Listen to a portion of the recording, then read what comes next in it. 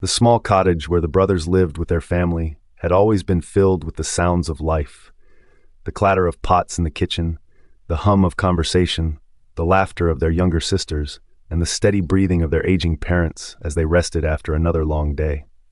But on that fateful evening, the air was thick with tension. Roran had made his decision. He stood by the door, his few belongings packed into a worn satchel, ready to leave the village behind. His face was set with determination, his eyes hard and unyielding as he looked at his younger brother, Elias, who stood in the doorway, blocking his path. "Roran, please," Elias pleaded, his voice trembling with emotion. "Don't do this. I can't take care of everyone alone. It's too much for one person. Mama and Papa need you. The girls need you. I need you." Roran's jaw clenched as he looked away, his gaze fixed on the darkening sky beyond the door. "Elias, you know as well as I do that there's no future for me here. I'm tired of scraping by, of living on the edge of survival. There's a whole world out there, and I'm not going to waste my life in this dying village." Elias's eyes filled with tears, but he didn't step aside. "And what about us? What about our family? We're barely making it as it is. If you leave, how will we survive? You know Papa's health is failing, and the girls are too young to work. I'm doing everything I can, but it's not enough. You can't just abandon us." Roran's expression softened for a moment, a flicker of doubt crossing his face, but it was quickly replaced by the steely resolve that had carried him this far.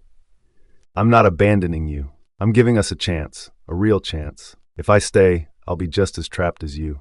But if I go, I can make something of myself. I can send money back, help you all in ways I never could here." Elias shook his head, his hands balling into fists at his sides. "That's just an excuse, Roran. You're running away.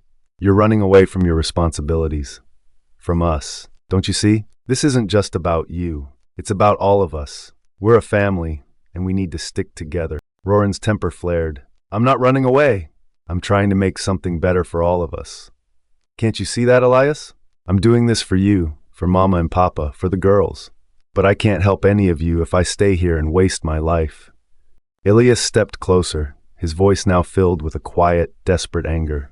"And what if you fail, Roran? What if you go out there and find nothing but more hardship? What then? Will you come back? Or will you stay away because you're too proud to return empty-handed? We need you here now, not some promise of help in the future. We need you now." The room fell silent as the brothers stared each other down, the weight of their words heavy in the air. Roran's breath came in short, angry bursts, while Elias stood firm, his chest rising and falling with the intensity of his emotions. Finally, Roran broke the silence, his voice low and cold. "I can't stay, Elias. I won't." Elias felt a wave of despair crash over him, his voice breaking as he spoke. "Then go, Roran. But don't expect us to be here when you decide to come back." Without another word, Roran pushed past Elias and out the door, the creak of the old wood and the slam that followed echoing in the night. Elias stood there for a long time, staring at the door, his heart heavy with the weight of his brother's departure. Roran's footsteps faded into the distance, leaving Elias alone in the quiet house, where the sounds of life seemed suddenly far away.